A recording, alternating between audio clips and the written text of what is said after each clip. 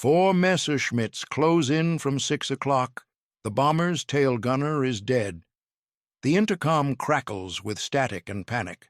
The pilot reaches down, not for the throttle, but for the rudder pedals. What happens next violates every rule in the manual. It also saves 23 lives before sunrise. England, March 1943. The air over Europe belongs to those willing to burn for it. Every night, streams of heavy bombers lumber into German airspace. Lancaster, Halifax, Stirling. Their silhouettes blot out stars. Their engines shake the cold out of the clouds. Inside each fuselage, young men sit surrounded by aviation fuel, high explosives, and hope measured in odds. The odds are not favorable. Bomber Command loses aircraft faster than factories can replace them. Over Essen, over Hamburg, over the Ruhr Valley's blackened sprawl, German night fighters tear through formations like wolves through wool. Flak bursts blossom in orange geometry. Searchlights cone upward, white and unblinking, holding bombers in place long enough for the kill. Survival is mathematics. Speed, altitude, evasion, luck. But mostly luck. The standard defensive maneuver against a pursuing fighter is the corkscrew, a violent spiraling dive, port and starboard, up and down, designed to spoil the enemy's firing solution. It works, sometimes, if the pilot is skilled, if the airframe holds, if the fighter pilot is inexperienced or low on ammunition. But the corkscrew is slow. It bleeds altitude and speed. And when 4 fighters converge at once, geometry wins. The bomber becomes a fixed point in a collapsing sphere.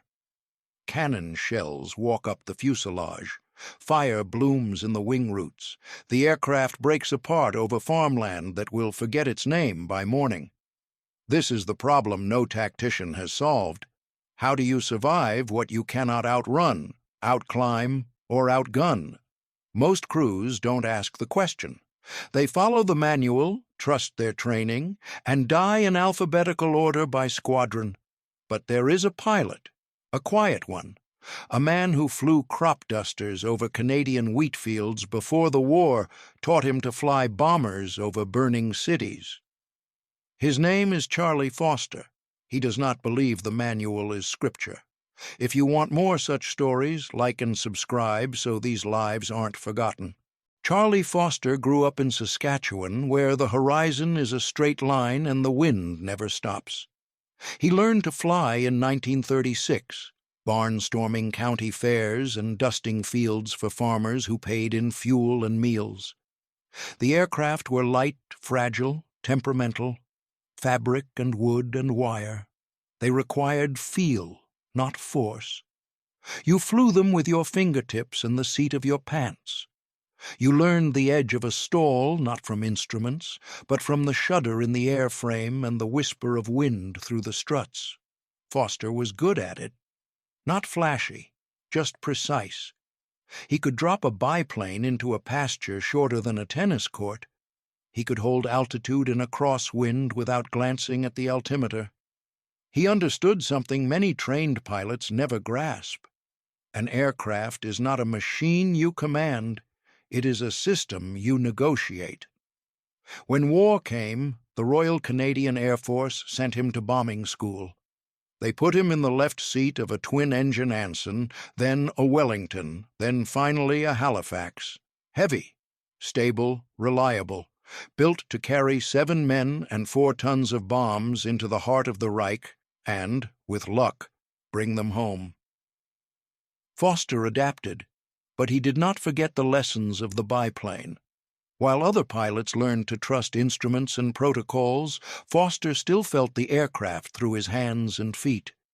He noticed things, the way the rudder shuddered in a climbing turn, the way the bomber yawed slightly in turbulence, like a boat in a crosswind, the way the tail surfaces, huge and far behind the cockpit, created leverage most pilots ignored. He filed these observations away, not for any purpose, just habit, curiosity, the instinct of someone who spent years coaxing broken machinery into improbable grace. By early 1943, Foster is a flight lieutenant. 26 years old, 18 missions completed. His crew trusts him. They have seen him bring them through flak curtains and fighter passes with a calmness that borders on eerie. He does not shout, he does not rush. He flies the way a carpenter planes wood, steady pressure, fine adjustments, respect for the grain. But even Foster cannot solve the fighter problem. Not yet. Not until the night over Gelsenkirchen, when geometry and desperation give him no choice but to try something stupid. The mission brief is standard. Target: synthetic oil refinery outside Gelsenkirchen.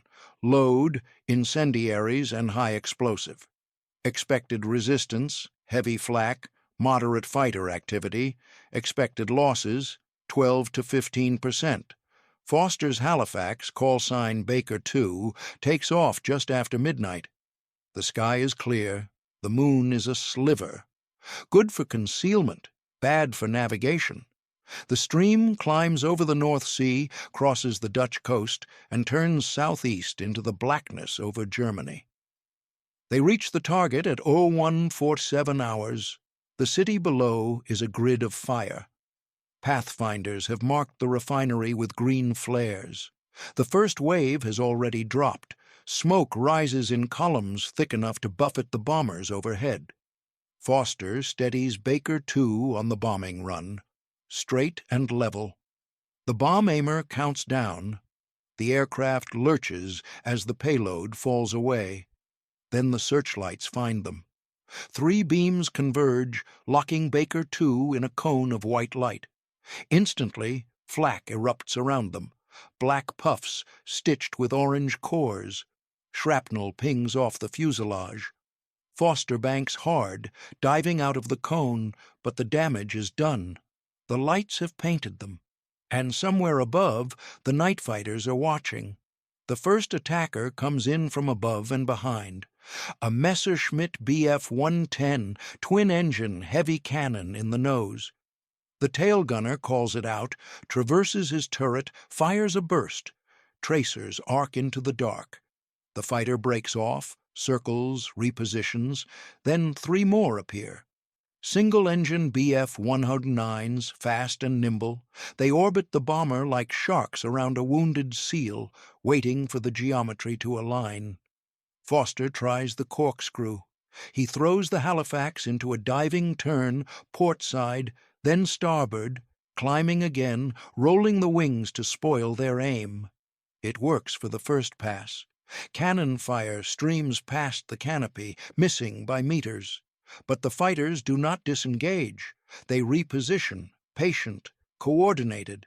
Foster realizes the trap. The corkscrew bleeds airspeed. Each maneuver costs him knots he cannot afford to lose. The fighters are faster. They can circle, wait, close again. And now they are coordinating. Too high, too low, attacking in sequence, one after another. The tail gunner cannot cover all vectors at once. Baker. 2 is a fixed point in a collapsing envelope. In 30 seconds, maybe less, cannon shells will gut the fuselage or ignite the fuel tanks. Foster's mind races through options. Dive for the deck. No, the fighters will follow and the flak will kill them. Climb. Suicidal, they are already too slow. Continue the corkscrew, delaying the inevitable. There is no doctrine for this, no maneuver in the manual, no comforting procedure. But there is a memory, an old one. A biplane in a crosswind, yawing hard, tail swinging wide like a pendulum, the way the nose snapped around when he stamped the rudder. An idea forms, illogical, absurd, possibly suicidal.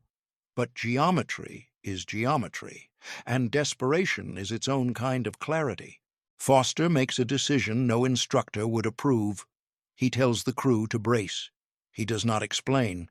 There is no time. He pulls the throttles back slightly. Not much, just enough to let the airspeed bleed another 10 knots.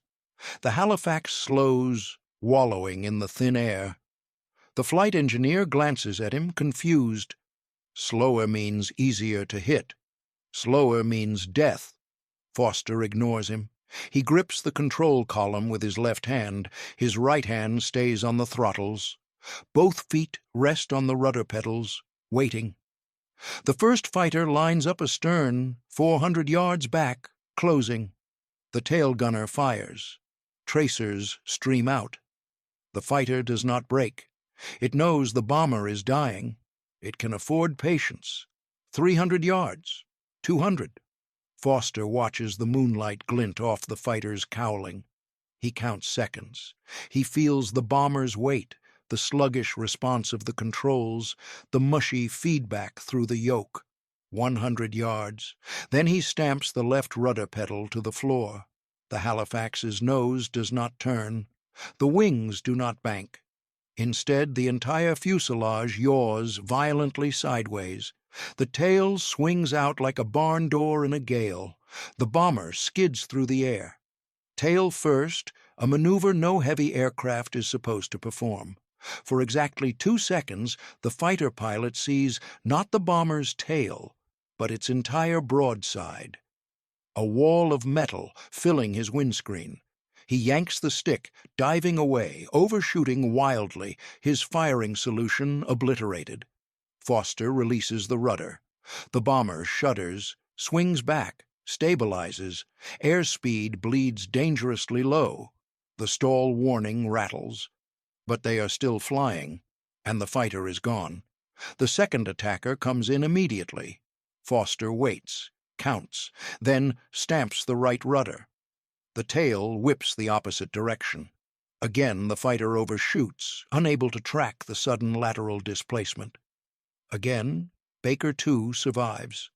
The third and fourth fighters converge simultaneously, high and low. The geometry should be inescapable.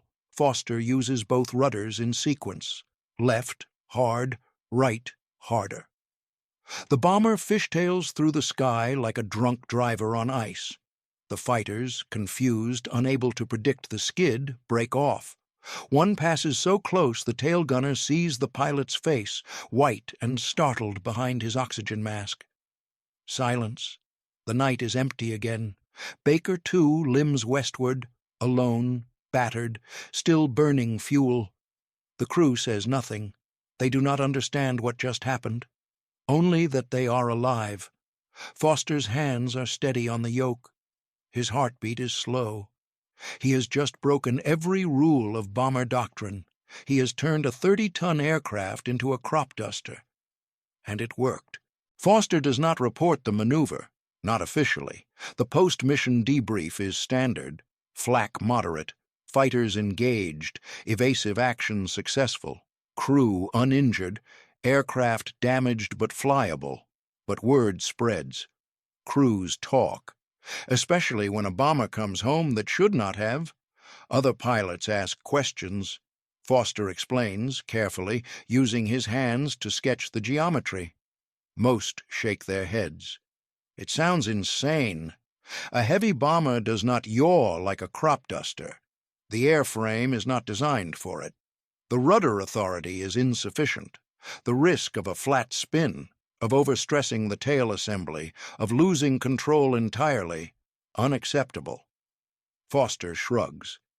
He does not argue. He only says that it worked when nothing else would. A few pilots, the ones who have survived too many close calls, listen differently. They ask him to demonstrate, to explain the exact inputs, the timing, the airspeed, the angle. Foster takes them through it.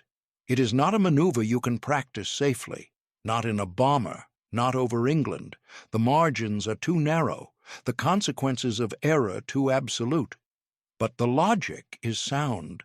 The rudder, at low speed in a heavy aircraft with a long moment arm, can induce a lateral skid faster than ailerons can roll the wings.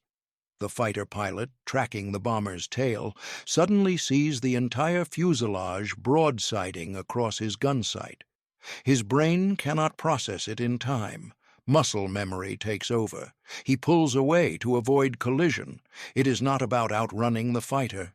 It is about breaking his targeting loop, about introducing chaos into his certainty. Some pilots try it, quietly, without permission, on missions where the alternative is death. Most fail.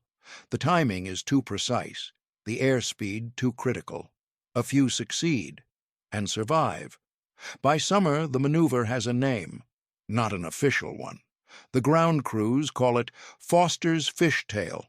The pilots call it other things, some flattering, some not. Bomber Command does not endorse it. They do not forbid it either. Officially, it does not exist. Unofficially, flight instructors begin teaching it in hushed tones, in the dispersal huts after dark, to crews desperate for any edge. The data is impossible to collect cleanly, but over the following months, a pattern emerges. Bombers that should have been lost return damaged but intact. Crews report successful evasions using unorthodox rudder inputs. Loss rates, for certain squadrons, tick downward. Not dramatically. War is still war, but enough to matter. Foster flies 14 more missions. Baker, too, is eventually scrapped after taking flak damage over Mannheim. Foster transitions to another Halifax, then another.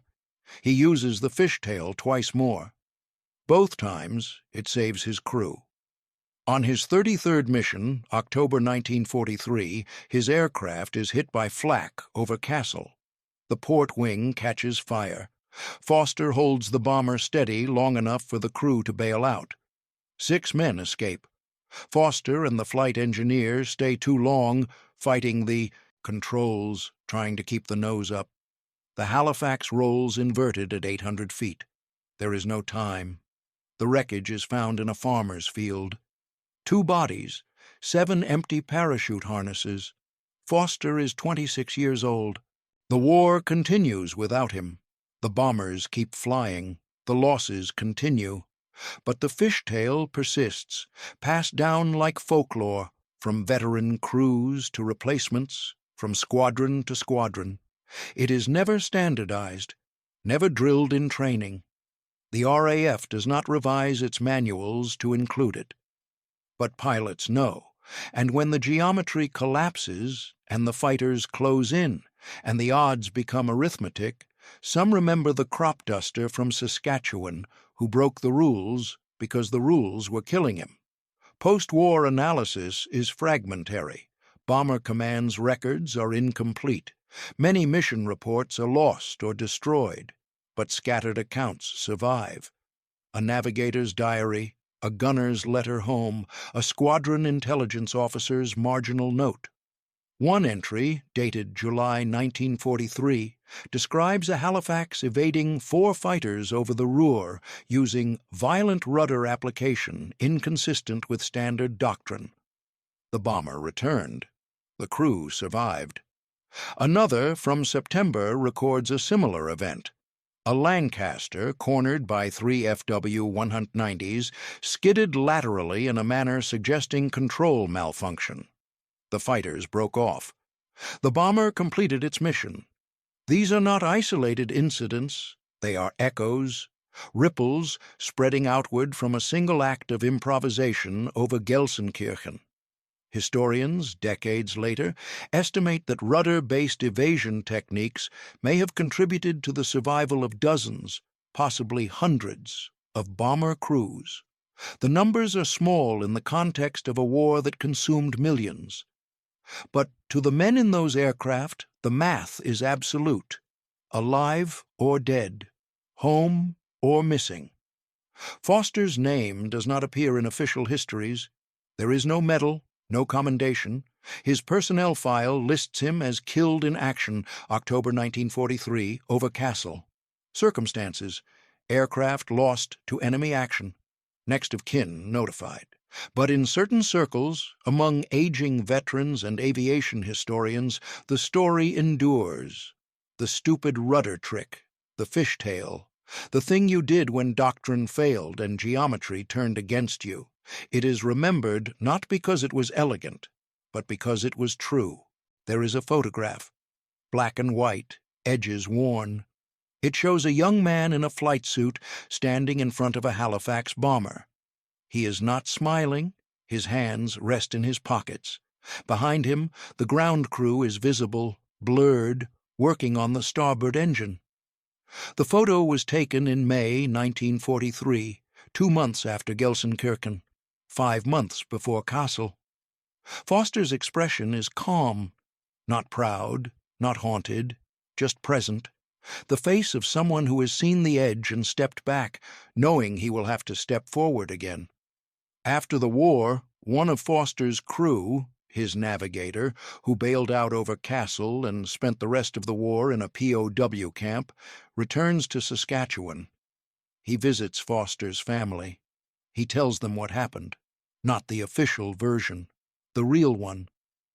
He describes the night over Gelsenkirchen, the 4 fighters, the moment Foster stamped the rudder and the world tilted sideways, the silence afterward, when they realized they were still breathing. He tells them their son saved not just his own crew, but others. Men he never met, men who flew bombers months or years later and survived because someone, somewhere, remembered the crop duster who turned a 30-ton Halifax into a biplane. The family listens. They do not speak. When the navigator finishes, Foster's father thanks him. Then he asks a question. Did Charlie know? That it would spread? That others would use it? The navigator shakes his head. No. Charlie did it because the alternative was death. He shared it because someone asked. He never claimed it was genius. Just geometry, and a little bit of Saskatchewan stubbornness. The photograph remains in the family for decades. Eventually it is donated to a museum. It sits now in an archive in Ottawa, filed under Bomber Command 1943 Personnel. Visitors pass it without pause. There is no plaque, no explanation.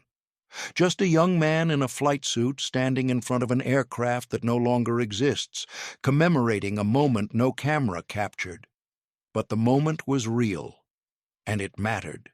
In war, most innovations are born from institutions, from laboratories and committees and think tanks, from men with titles and resources and time. But some come from the edge, from the moment when doctrine fails and instinct takes over, from the crop duster who remembered that an aircraft is not a machine you command, but a system you negotiate. Foster did not invent the rudder. He did not discover physics. He simply refused to die according to someone else's script. And in that refusal, in that single stupid, beautiful act of defiance over Gelsenkirchen, he changed the geometry of survival for hundreds of men who never knew his name. The sky does not remember, but the men who flew through it do, and that, in the end, is the only legacy that matters.